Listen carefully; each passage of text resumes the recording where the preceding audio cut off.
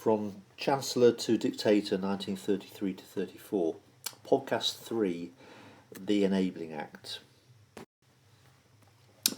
Finished the previous podcast, having reached the 5th of March elections, and we established that basically Hitler, in spite of everything he'd thrown at that election campaign, he was still a coalition Chancellor.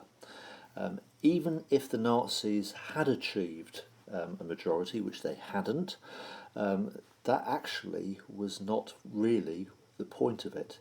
Hitler would still have had to go to the Reichstag to pass laws, to get laws approved, and in 4 years' time he would have had to go through the pain of another general election and so on, because the constitution was a democratic constitution.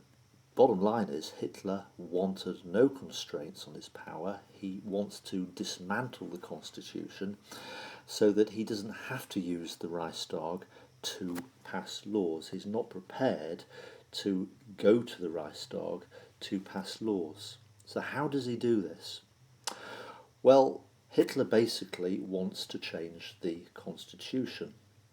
Now, you will remember that the Constitution was originally formed in 1919 after World War I, and of course it's a long list of articles.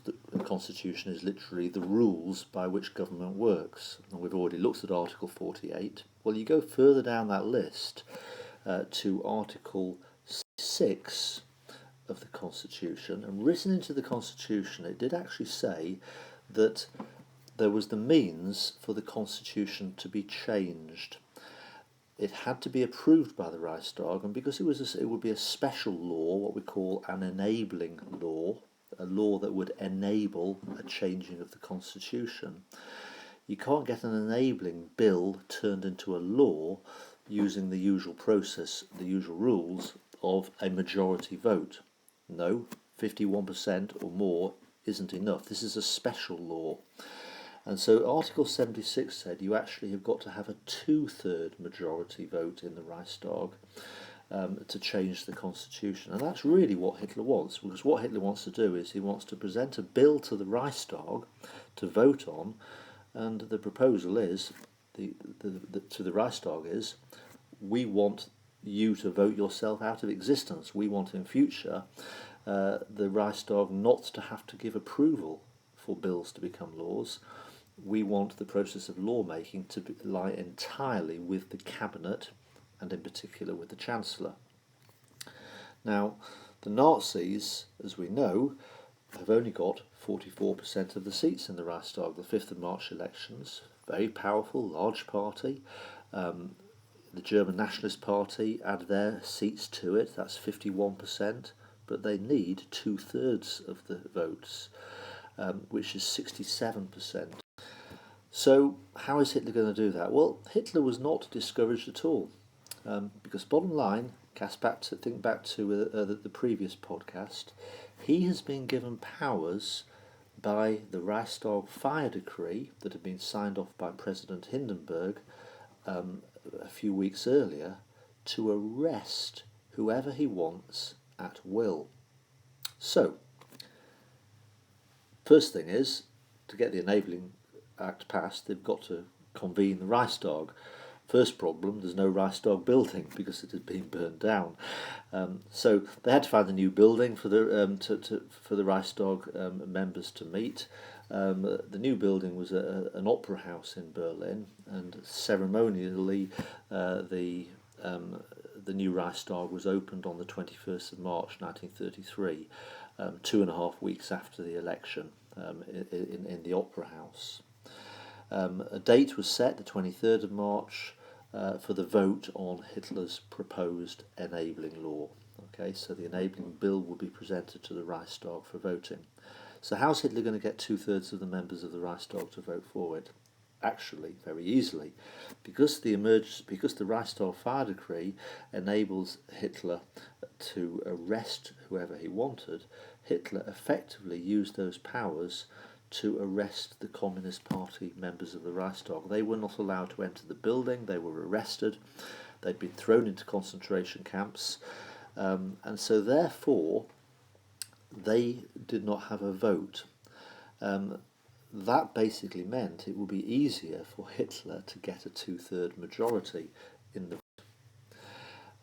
But remember, the Nazis aren't the only political party. There are other political parties. There's the Social Democrats, there are the Catholic Centre Party, there are the German Nationalist Party, and the Nazis. So he's got to persuade some of those parties to vote with him. Now, bottom line is, the Catholic Centre Party and the German Nationalist Party did vote for the enabling law. Okay, why did they do that? Okay, they were not Nazis. Well, in some ways, they were sold on Hitler's ideas. They were very sympathetic to Hitler. They had fallen for the myth that there was a communist going to be a communist revolution.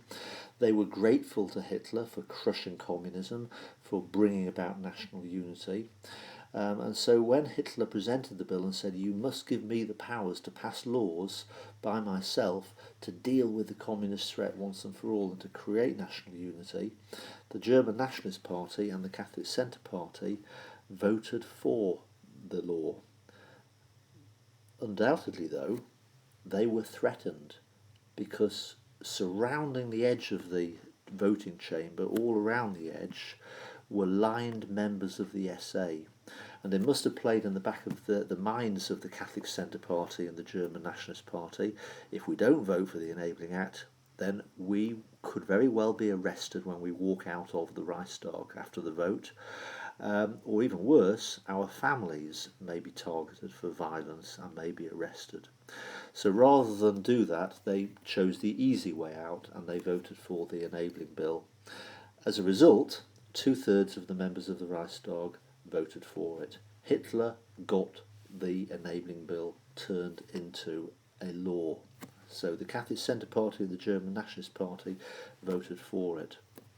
One party, however, to their credit, the Social Democrats voted against it. They needn't have. They could have played it safe, as did the Catholic Centre Party and the German Nationalist Party, and voted for it. They knew very well the risks of voting against it, and those risks were very real, because when they walked out of the Reichstag that day, and 91 members voted against it, they, of course, were being observed by the SA soldiers in the voting chamber, who made a careful note of who voted against it, and most of those 91 members in the next few weeks were arrested and thrown into concentration camps. Yet they chose, as a group, very, very brave men. They felt it was important to show the future generations, including us as students of Nazi Germany today, that there were some men of conscience and principle who were prepared to speak out against Hitler. They knew it was wrong. They knew it was wrong to give Hitler absolute powers to make laws by himself. The Enabling Act was actually time constrained. It was only valid for 4 years. Yet, 4 years later, in March 1937, nobody, of course, noticed that the time period was up. And if they did, nobody was brave enough to speak out and say, actually, the Enabling Act has expired. So Hitler has now got the power to make laws by himself without having to go to either the Reichstag or the president. He is now the dictator of the German government. An astonishingly short period of time that had been achieved, less than 2 months since he had become Chancellor. So there's a brief factual test just to test your recall of those key facts. I hope that podcast was helpful to you.